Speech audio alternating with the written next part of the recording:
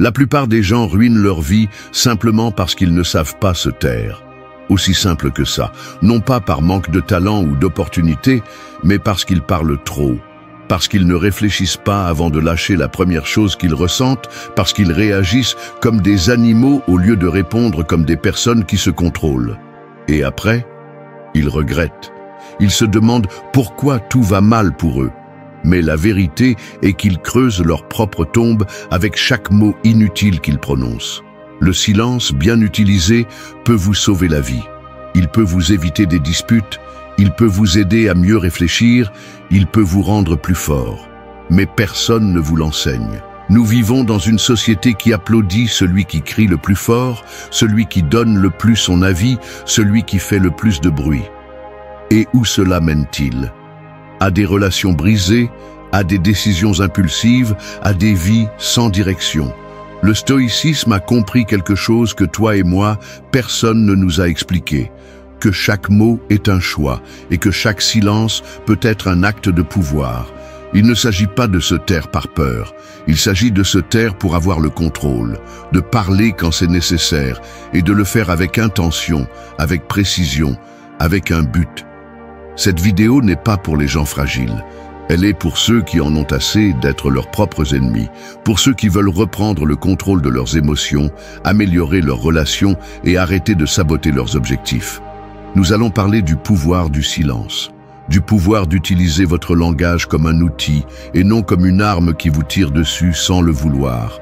Et nous allons le faire à partir de la philosophie stoïcienne, pas à partir de phrases d'Instagram. Tu vas découvrir 8 leçons qui vont te rendre plus fort, plus clair et plus respecté. Elles ne sont pas magiques, elles sont pratiques et elles font mal. Parce que changer fait mal. Mais ça transforme aussi. 1. Brise le cycle de ton ancienne histoire. S'il y a quelque chose qui te retient dans la vie, ce n'est probablement pas ce qui t'arrive maintenant, mais ce que tu traînes depuis des années. C'est cette histoire que tu te répètes dans ta tête chaque fois que quelque chose ne se passe pas comme tu l'espérais. Cette narration qui dit « je suis comme ça m'arrive toujours, je ne vais jamais changer ». C'est un cycle mental qui se nourrit de tes propres mots, de tes souvenirs maltraités et d'une identité que tu as construite sur la base de la douleur, de la peur et de l'échec. La philosophie stoïcienne le rend clair. Tu n'es pas tes émotions, tu n'es pas ton passé, et tu n'es certainement pas l'histoire que d'autres personnes ont écrite pour toi. Tu es ce que tu décides d'être à chaque instant. Tu es ce que tu choisis de faire avec ce qui t'est arrivé. Mais pour cela, tu dois briser le cycle. Et cela commence par le silence. Oui, le silence, parce que tant que tu continueras à répéter mentalement tout ce qui t'a fait du mal, tu ne laisseras pas de place à ce qui peut te faire du bien. Le silence coupe le bruit interne. C'est cet espace où tu peux observer sans réagir, où tu peux voir ton histoire comme si elle n'était pas la tienne, et pour la première fois, la remettre en question. Est-ce que cela me définit vraiment? Est-ce que cela me limite vraiment? Ou suis-je simplement habitué à le raconter ainsi? Chaque fois que tu racontes ton histoire à partir de la douleur, tu la renforces. Chaque fois que tu utilises des mots qui te lient, tu deviens ton propre geôlier. Que se passerait-il si tu arrêtais de la répéter? Que se passerait-il si tu décides simplement de parler de toi depuis un autre lieu? Pas avec des mensonges, pas avec des illusions, mais avec une autre perspective. Une plus froide, plus rationnelle, plus stoïcienne. Épictète disait « Ce qui perturbe les gens ne sont pas les faits, mais ce qu'ils pensent des faits. » Et cela inclut ce que tu dis sur ces faits. Parce que tes mots façonnent ton interprétation, et ton interprétation définit ta réalité. C'est pourquoi briser le cycle est un acte de courage. C'est choisir le silence là où il y avait auparavant des plaintes. C'est choisir de nouveaux mots là où il y avait auparavant de l'autocompassion. Il ne s'agit pas de nier ce qui s'est passé, il s'agit de décider comment tu vas en parler, ou si cela vaut la peine de continuer à en parler.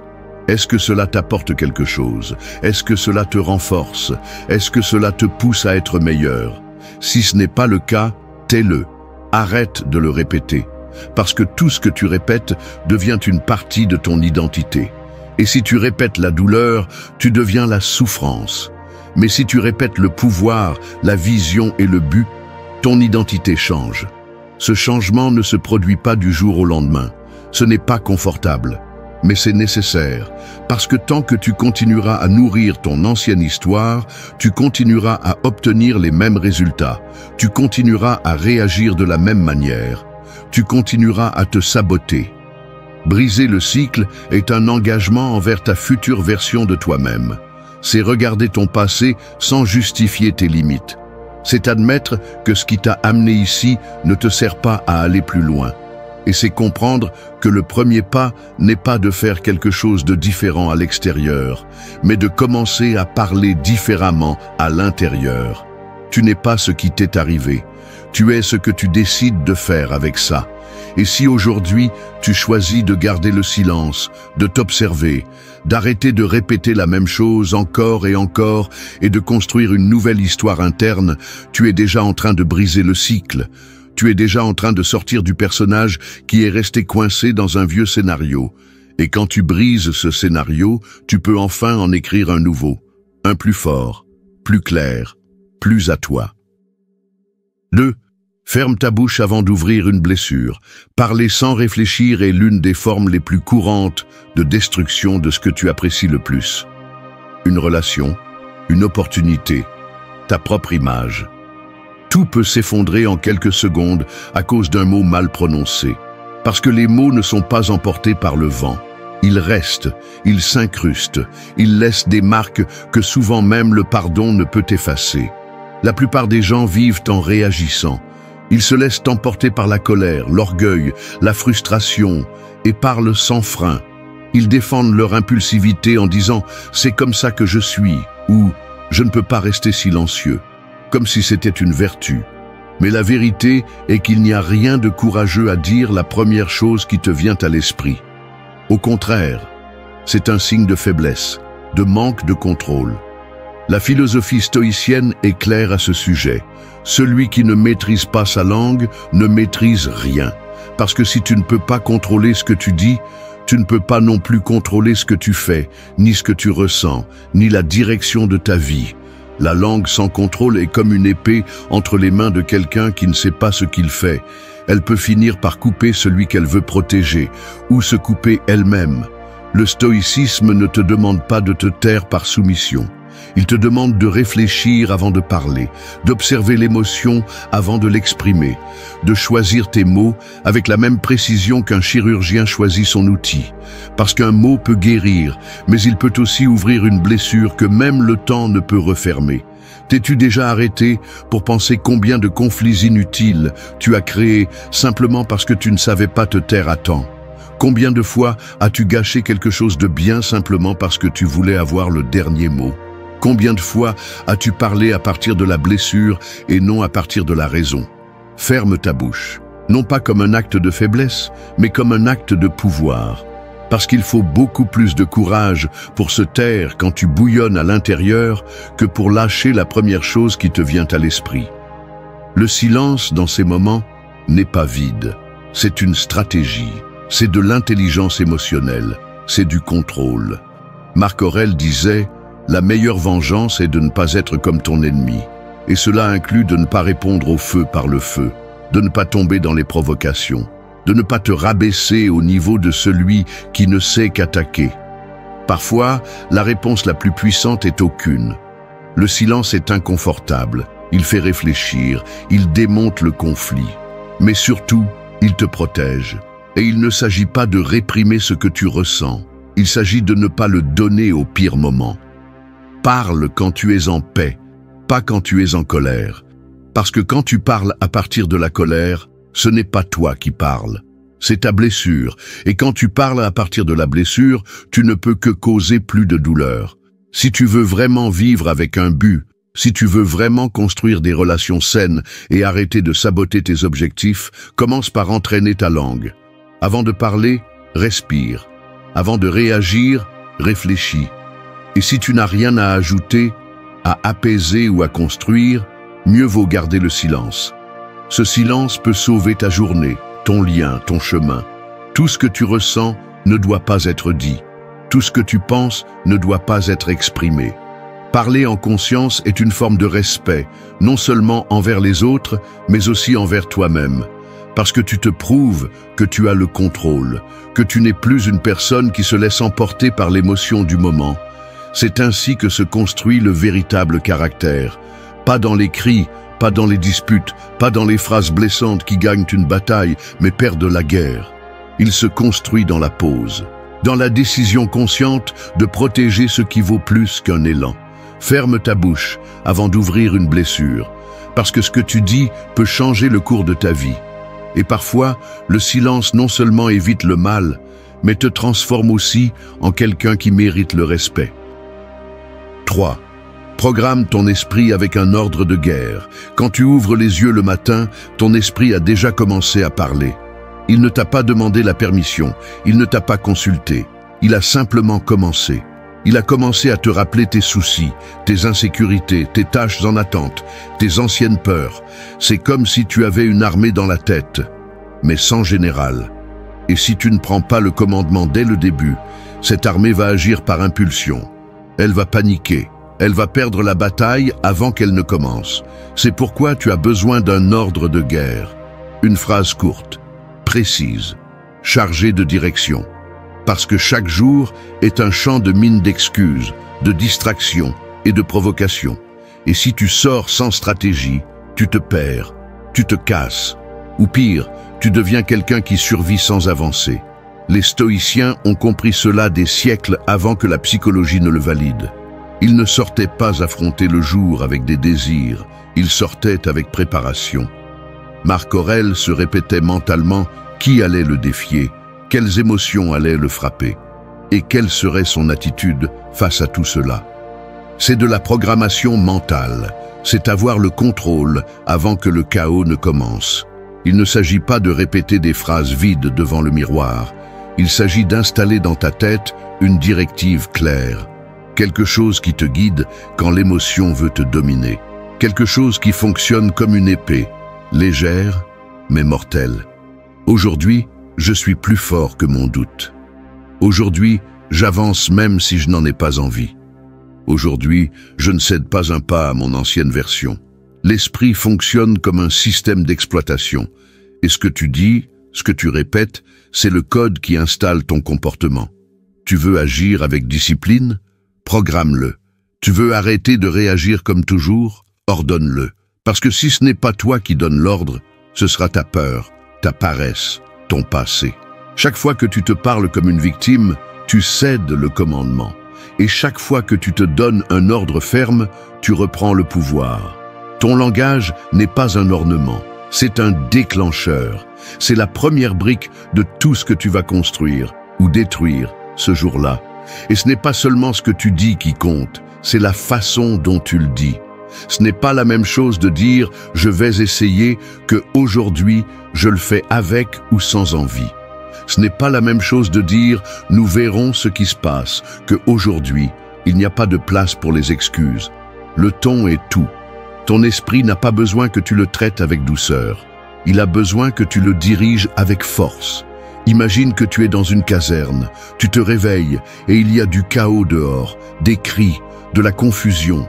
Tes soldats, tes pensées, tes émotions, tes décisions te regardent en attendant une direction. Et toi, en tant que commandant, tu as deux options. Rester silencieux et laisser le chaos les emporter. Ou te lever et donner l'ordre d'aller.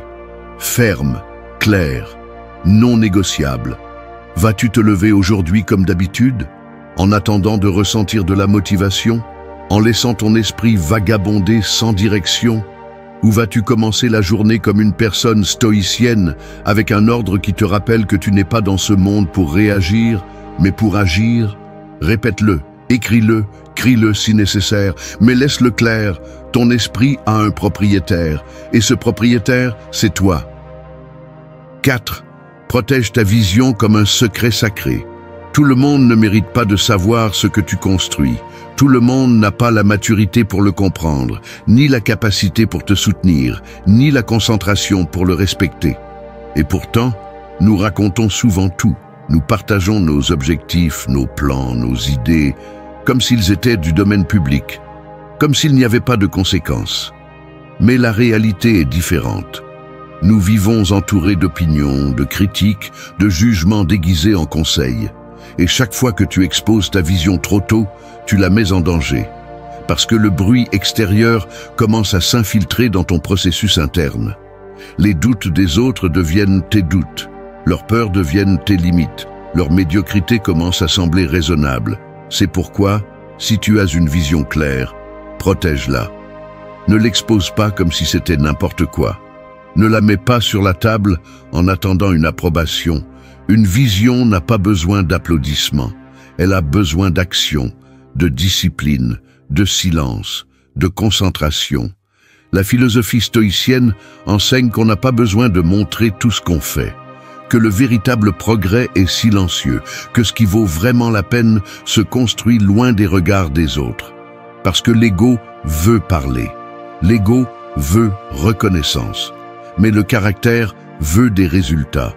Protéger ta vision ne signifie pas te cacher par peur.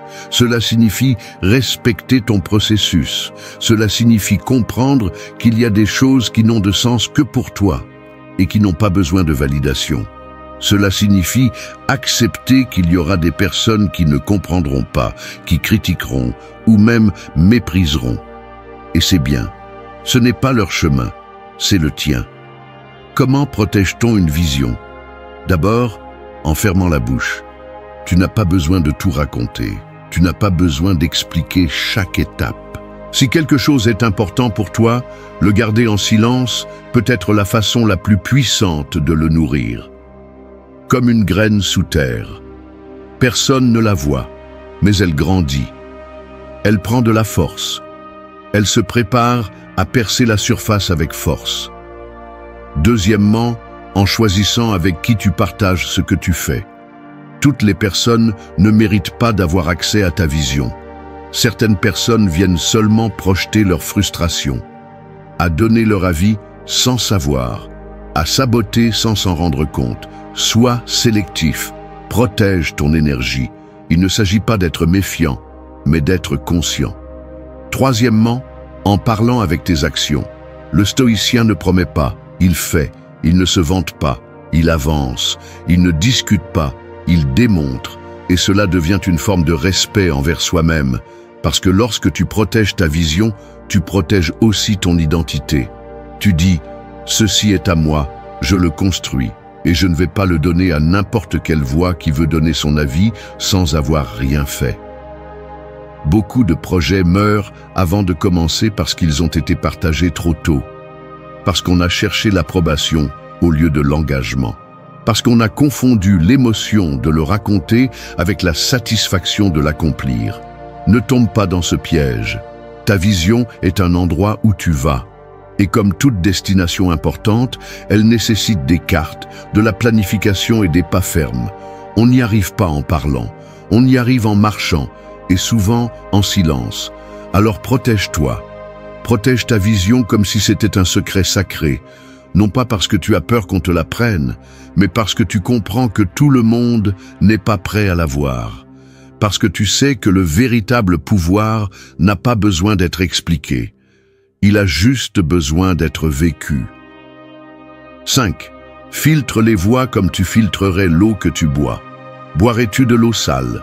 Prendrais-tu un liquide plein de bactéries, de déchets et de poisons? Sûrement pas. Alors, pourquoi permets-tu que des voix contaminées entrent dans ton esprit? Des opinions malveillantes, des critiques sans fondement, des conseils qui naissent de la peur ou de l'échec des autres, des mots qui ne te renforcent pas, mais qui t'affaiblissent, des idées qui ne te poussent pas, mais qui t'arrêtent. L'esprit est aussi vulnérable que le corps. Ce que tu consommes avec les oreilles et les yeux est aussi important que ce que tu consommes avec la bouche. Si tu ne filtres pas ce qui entre, tu t'intoxiques. Et quand tu t'intoxiques mentalement, tu commences à penser comme tu ne veux pas, à agir comme tu n'es pas, à vivre une vie qui ne te représente pas. La philosophie stoïcienne insiste sur le fait que l'on doit protéger son intérieur avec la même intensité que l'on protège sa santé. Épictète disait « Ne laisse pas les opinions des autres te confondre ou te détourner de ton chemin. Et comment y parvient-on? En filtrant, en observant chaque mot que tu reçois comme si c'était une goutte d'eau. Est-ce propre? Vient-il de quelqu'un qui a vécu ce qu'il dit? Est-ce cohérent avec tes valeurs? Sinon, laisse-le passer. Ne le prends pas. Ne le fais pas tien. Souvent, les voix qui t'affectent le plus ne sont pas celles de l'extérieur, mais celles qui vivent déjà en toi. Des voix du passé, des figures qui t'ont sous-estimé, des amis qui se sont moqués, des personnes qui ont semé des doutes sur ton chemin. Et sans t'en rendre compte, ces voix sont devenues une partie de ton dialogue interne. Mais elles ne sont pas à toi, ce sont des bruits. Ce sont des résidus mentaux qui doivent être filtrés. Et comment filtre-t-on ces voix? Avec conscience, avec présence, en écoutant oui mais sans tout absorber. Tout ce que quelqu'un dit ne mérite pas ton attention. Tout conseil n'est pas utile. Toute critique n'est pas précieuse. Il faut savoir distinguer entre celui qui construit et celui qui projette seulement sa frustration. Filtrer signifie aussi choisir tes sources avec intention. Qui écoutes-tu tous les jours? Que consommes-tu? Quel type de personne as-tu près de toi? Quel type de contenu nourrit ton esprit? Parce que beaucoup de gens ne échouent pas par manque de capacité. Ils échouent parce qu'ils sont entourés de personnes qui ne croient en rien, qui ne font rien, qui ne cherchent rien. Ton environnement façonne ton esprit. Et si tu ne le choisis pas avec discernement, tu deviens une éponge de médiocrité. C'est pourquoi il est essentiel de t'entourer de personnes qui te défient, qui t'inspirent, qui exigent que tu sois meilleur. Des personnes qui ne te disent pas ce que tu veux entendre, mais ce que tu as besoin d'entendre. Qui te donnent de l'eau propre, pas du poison déguisé en affection.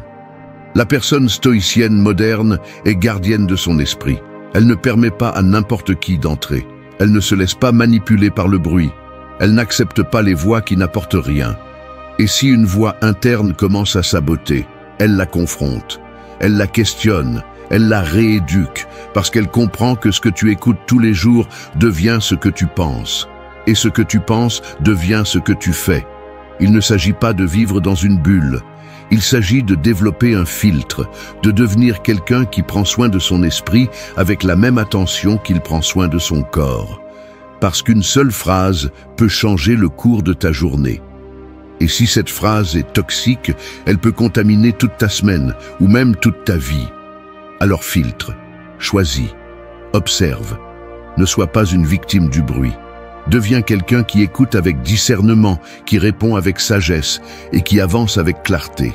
Ton esprit est un temple. Ne laisse pas entrer des voix qui ne respectent pas sa valeur.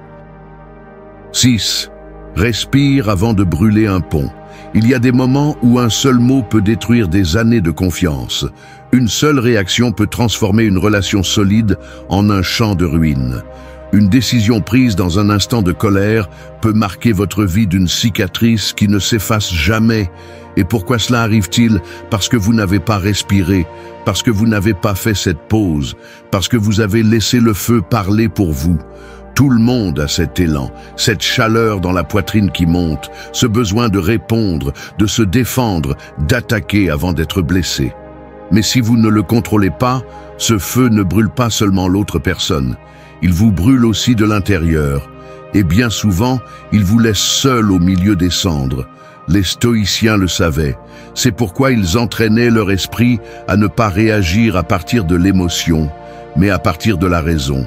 Sénèque a écrit « Le plus grand pouvoir consiste à ne pas se laisser emporter par la fureur. » Et cela ne signifie pas se réprimer, cela signifie se gouverner. Cela signifie ne pas laisser vos émotions prendre le contrôle du volant lorsque la route devient dangereuse. Respirer avant d'agir n'est pas un acte de faiblesse, c'est un acte de force intérieure, parce qu'il faut plus de courage pour se retenir que pour exploser. N'importe qui peut crier, n'importe qui peut insulter, n'importe qui peut couper un lien par colère. Mais tout le monde ne peut pas s'arrêter, observer son émotion et décider de ne pas être esclave de celle-ci. Au moment précis où vous sentez que vous allez exploser, vous avez une opportunité, une petite fissure dans le temps, un espace de silence entre le stimulus et votre réponse. Cet espace est tout. C'est là que se définit si vous allez avancer en tant que personne ferme et consciente, ou si vous allez répéter la même réaction que vous connaissez déjà, celle qui finit toujours mal. Respirer n'est pas seulement une action physiologique, c'est une déclaration de domination. C'est dire à votre esprit « Je suis aux commandes, je ne réagis pas comme un réflexe, j'agis avec intention ». Et cette intention peut sauver des liens, elle peut sauver votre crédibilité, elle peut éviter des erreurs qui se transforment ensuite en regrets. Tous les ponts ne doivent pas être maintenus. Il y a des relations, des situations ou des environnements qu'il vaut mieux laisser derrière soi. Mais même pour cela, il y a des façons de faire. Ce n'est pas la même chose de s'éloigner avec fermeté que de s'éloigner avec colère. Ce n'est pas la même chose de poser des limites que de tout détruire sur son passage. Quand vous agissez à partir de la colère, vous pouvez avoir raison, mais vous perdez le respect. Vous perdez l'équilibre, vous perdez le contrôle. Une respiration profonde ne résoudra pas tous vos problèmes, mais elle peut éviter que vous les multipliez. Elle peut vous donner l'espace mental dont vous avez besoin pour voir les choses sous un autre angle. Elle peut vous redonner le pouvoir que vous êtes sur le point de céder dans un accès de colère. Nous vivons dans un monde où réagir rapidement est devenu la norme. Mais cette vitesse émotionnelle nous détruit. Elle nous rend impulsifs, volatiles, instables. La personne qui respire avant d'agir devient une rareté, mais aussi une force. Parce que pendant que d'autres brûlent des ponts par orgueil, vous devenez quelqu'un qui construit à partir de la conscience. La prochaine fois que vous sentirez que tout monte à votre poitrine, que vous voulez répondre avec colère, que vous voulez tout couper, faites la chose la plus difficile, ne faites rien, respirez, attendez, réfléchissez, et seulement après, décidez, depuis le calme, depuis le contrôle, depuis votre meilleure version.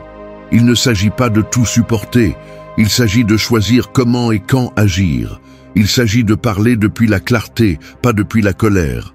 Parce que le silence qui suit une respiration peut être plus sage que 1000 mots dits dans un élan. Avant de brûler un pont, respirez. Parce que parfois, ce pont peut encore vous mener à un endroit qui en vaut la peine. 7. Construit dans l'ombre, pas sous les projecteurs. Il y a un piège très courant dans ce monde, vouloir être vu avant d'être prêt. Montrer des résultats sans avoir fait le travail. Recevoir des applaudissements sans les avoir mérités. C'est le besoin de reconnaissance immédiate, de validation externe, d'attirer l'attention. Même si ce que tu construis n'est encore qu'une façade. Mais le réel n'a pas besoin de projecteur. Le réel se forme dans l'ombre, dans le silence. Dans cet endroit où personne n'applaudit, où personne ne pose de questions, où personne ne te regarde. C'est là que le caractère se forge. C'est là que la discipline s'entraîne. C'est là que les projets solides grandissent, les changements véritables et les résultats qui perdurent. Les stoïciens parlaient peu et agissaient beaucoup. Ils ne cherchaient pas l'attention, ils cherchaient la cohérence, parce qu'ils savaient que l'ego est une distraction déguisée en motivation. Et si tu laisses cela te contrôler, tu finiras par agir pour plaire, pas pour avancer. Tu dépendras du « j'aime », du « tu le fais bien », du « continue comme ça ». Comme si ton progrès avait besoin de témoins pour être réel. Construire dans l'ombre, c'est choisir l'inconfort de l'anonymat. C'est décider que ta croissance n'a pas besoin d'être exhibée pour avoir de la valeur. C'est travailler quand personne ne te voit, t'efforcer sans caméra, maintenir ta routine sans avoir à partager chaque étape. Parce que tu sais que l'important n'est pas ce que les autres perçoivent, mais ce que tu sais que tu fais. Et ce n'est pas facile. Le monde actuel te pousse à tout montrer, à partager tes progrès, tes réalisations, tes habitudes, à transformer ta vie en une vitrine. Mais ce qui est trop exposé, s'use.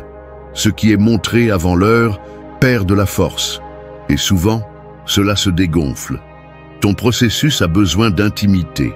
Il a besoin de ce lieu sacré où tu peux te tromper sans être jugé, avancer sans pression extérieure et apprendre sans avoir à prouver quoi que ce soit à qui que ce soit. Parce que la véritable transformation ne fait pas de bruit. La véritable discipline n'a pas besoin d'explication. Construire dans l'ombre signifie aussi protéger ton énergie. Ne pas la gaspiller en expliquant tes plans à des personnes qui ne les comprennent pas. Ne pas t'épuiser à justifier tes décisions. Ne pas perdre de vue en cherchant l'approbation. Cela signifie agir avec vision, pas avec l'anxiété d'être reconnu. Il y a une grande différence entre construire pour avancer et construire pour être vu. L'une te renforce, l'autre t'affaiblit. L'une te concentre sur le processus, l'autre t'obsède avec l'image. L'une te prépare à des résultats durables, l'autre te rend vulnérable au jugement des autres. La personne stoïcienne moderne n'a pas besoin de projecteur.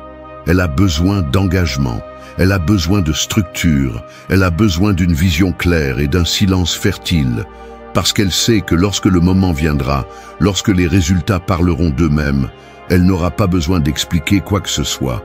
La constance parle plus fort que n'importe quel discours. Alors que le monde cherche à briller sans substance, toi, choisis de construire sans distraction.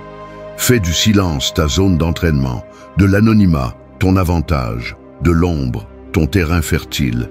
Et quand viendra le moment de montrer ce que tu as fait, que ce ne soit pas parce que tu as besoin d'attention, mais parce que le travail est fait et qu'il ne peut plus être ignoré. Tu n'as pas à prouver quoi que ce soit pour l'instant. D'abord, prouve-le à toi-même, en silence, sans projecteur, sans public, juste toi et ton engagement. Parce que ce qui est construit dans l'ombre grandit avec des racines plus profondes. 8. Fais du silence ton charisme naturel. Dans un monde où la majorité parle trop, le silence a du pouvoir, il a du poids, il a une présence. La personne qui sait garder le silence au bon moment ne passe pas inaperçue. Non pas parce qu'elle essaie d'attirer l'attention, mais précisément parce qu'elle n'en a pas besoin. Son calme, son regard, son contrôle disent beaucoup plus que 1000 mots. Il y a quelque chose de magnétique chez celui qui ne se précipite pas pour parler, chez celui qui n'interrompt pas, qui ne lutte pas pour l'espace, qui n'a pas besoin de remplir chaque vide par du bruit.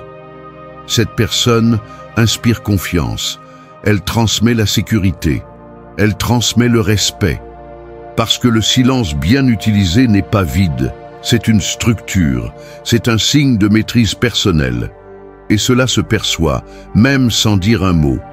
La philosophie stoïcienne défendait le silence comme une vertu, non pas comme une forme d'évasion, mais comme une forme de pouvoir.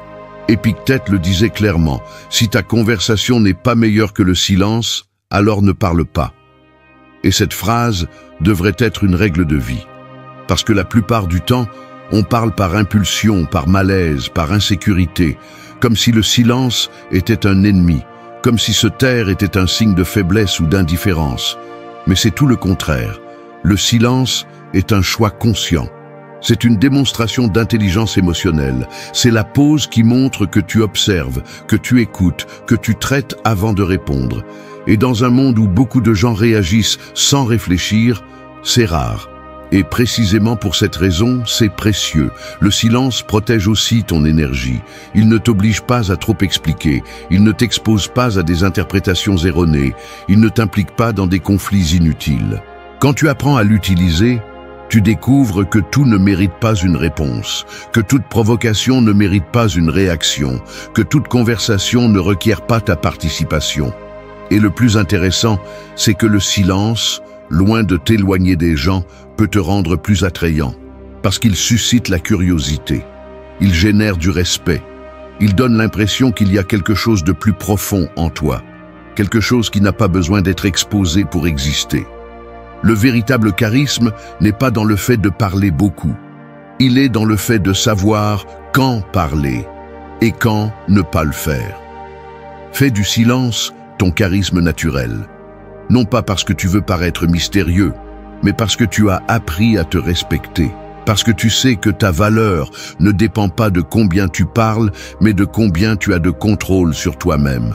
Parce que tu comprends que les personnes qui ont un impact réel ne sont pas les plus bruyantes, mais les plus équilibrées. Il est également important de comprendre que tout silence n'est pas confortable. Parfois, se taire fait mal. Il est douloureux de ne pas répondre à une attaque. Il est douloureux de ne pas se défendre face à une injustice. Il est douloureux de ne pas dire ce que l'on ressent.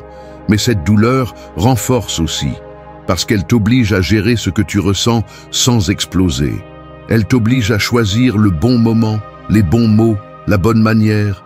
Et cela, avec le temps, devient l'un de tes meilleurs outils. Il ne s'agit pas de se renfermer ou de cesser de communiquer. Il s'agit de choisir le silence comme un outil, comme une façon de se positionner, comme un langage en soi, parce que le silence communique aussi. Il parle de maîtrise de soi, de respect, de stratégie. Il parle de quelqu'un qui n'a pas besoin d'être constamment validé pour se sentir en paix. Fais du silence une partie de ton identité, qu'il soit la première chose que les gens remarquent quand ils te rencontrent. Non pas parce que tu n'as rien à dire, mais parce que tout ce que tu as à dire vaut la peine d'être écouté. Et cela commence par parler seulement quand c'est nécessaire. Dans un monde où beaucoup de gens veulent être vus et entendus, deviens quelqu'un qui laisse une trace même en silence. Parce que quand tu maîtrises le silence, tu maîtrises ta présence. Et quand tu maîtrises ta présence, tu n'as plus besoin d'impressionner personne.